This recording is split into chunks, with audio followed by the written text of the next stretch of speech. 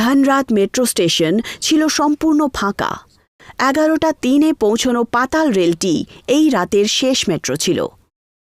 সেই মরুভূমি থেকে একটি মেয়ে মেট্রো স্টেশনে আসে, যার নাম ছিল কুসুম।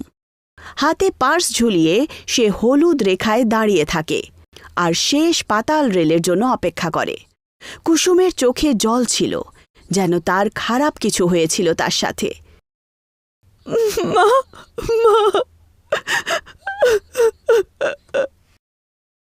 মেট্রো এসে পড়ে।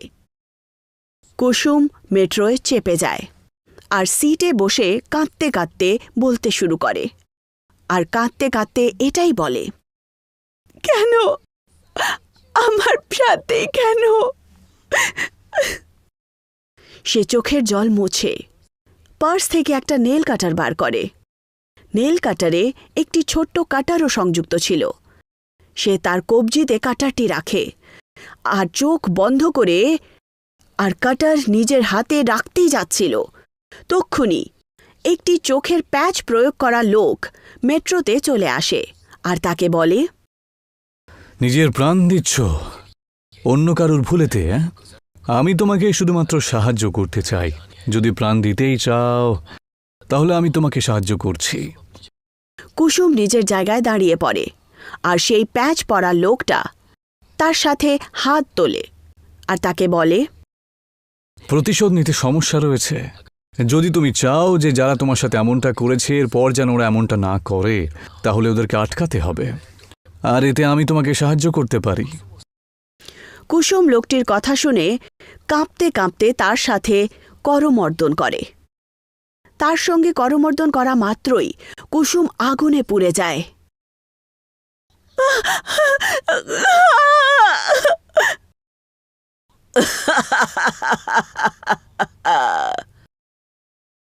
মেট্রো তার ট্র্যাক থেকে সরে গিয়ে আকাশে উড়ে যায় আর মেট্রো পুরোপুরি আগুনে লেগেছিল।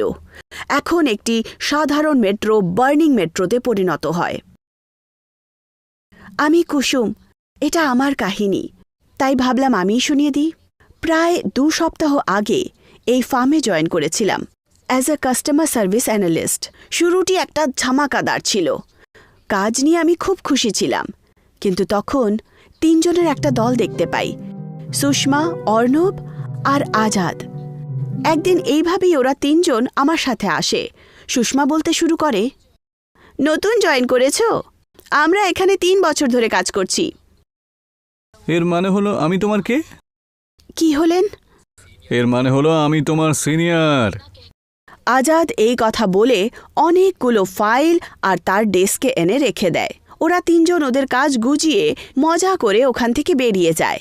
আমাকে বাঁচতে হবে, তাই নিজের কাজ শেষ করে তাদের কাজও করে নিই। এইভাবেই চলল বেশ কয়েকদিন। প্রতিদিন একটি নতুন ফাইল, কখনো নতুন ডেটা, কখনো কখনো এমনকি তাদের কাজের কারণে লাঞ্চও ছাড়তে হতো। একজন ভালো কর্মচারী আর ভালো মানুষ হওয়ার জন্যই আমি এটা করছিলাম।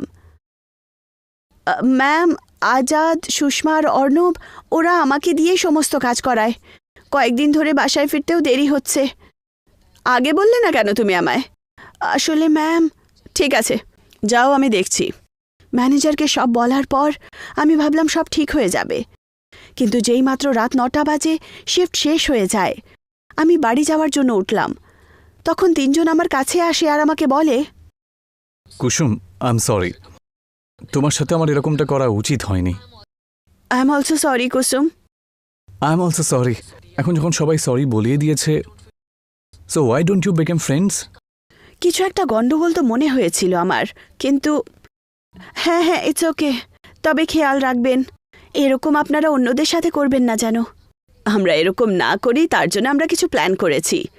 আমরা আজ বাইরে যাচ্ছি ডিনারে, আমাদের সাথেই চলো না তুমিও। আমরা একসাথে খাবার খেতে বসে যাব। না, অনেক লেট হচ্ছে। না, তোমার জন্য এটা করতে দাও আমাদেরকে। হ্যাঁ, একটু গিল্ট যেটা মনের মধ্যে রয়েছে সেটা পরিষ্কার হয়ে যাবে।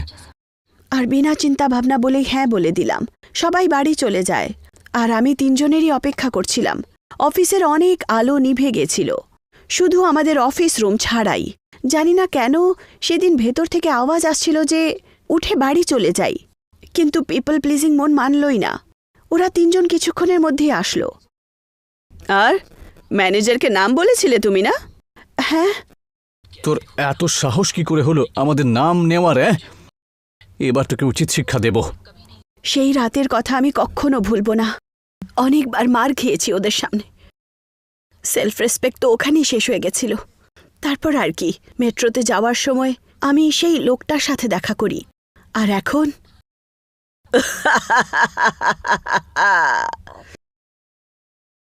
আর পরের দিনই শহরের সবাই জানতে পেরে যায় যে রাতারাতি মেট্রো উধাও হয়ে গিয়েছিল।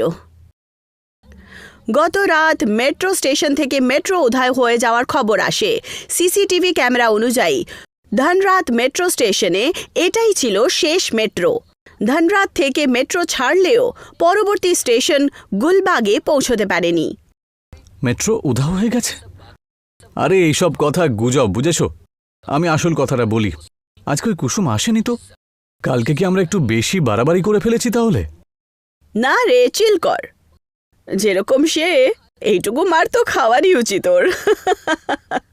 তিনজনই নিজের সুরে মত্ত ছিল, কোনো চিন্তা ভাবনা ছাড়াই। দিন কেটে যায় আর রাত হয়। তিনজনই অফিস থেকে বেরিয়ে আসে নিজের নিজের বাড়ি যাওয়ার জন্য। আজাদ সুষমাকে বাইকে করে তার বাড়িতে নিয়ে যায়, আর অর্ণব তার গাড়িতে বসে বাড়ির উদ্দেশ্যে যায়। আজাদ আর সুষমা একটা অন্ধকার রাস্তা দিয়ে যাচ্ছিল। আকাশটা আজ কতটা পরিষ্কার! আজ পুরো চাঁদটাকে ঢেকে রেখেছে। স্ট্রেঞ্জ, কালো ফুলমুন ছিল, আজও ফুলমুন। যখন তারা আকাশে দেখছিল তক্ষুনি সে একটা অদ্ভুত কিছু দেখতে পায়। ওটা ওটা কি? আজাদও গাড়ি চালাতে চালাতে ওপরে দেখে। এটা এটা কোনো আগুনের গোলা মনে হচ্ছে। এক মিনিট, এটা তো আমাদের দিকেই আসছে। এটা সেই বার্নিং মেট্রো, যেটা এখন আগুনে দগ্ধ হয়ে আজাদ আর সুষমাকে নিতে আসছিল। সেই জ্বলন্ত মেট্রোর ওপর কুসুম ছিল। কুসুম সেই আগুনের ওপরেই বসেছিল, কিন্তু আগুন তাকে জ্বালাচ্ছিল না, বরং তাকে শক্তি দিচ্ছিল।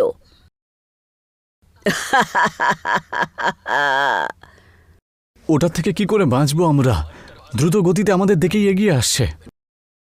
দ্য বার্নিং মেট্রো তাদের শরীরের ওপর দিয়ে চলে যায়, আর তাদের শরীর পুরোপুরিভাবে পুড়ে যায়। তারপর মেট্রো নিজের দ্বিতীয় শিকারের কাছে আকাশে উড়ে যেতে শুরু করে।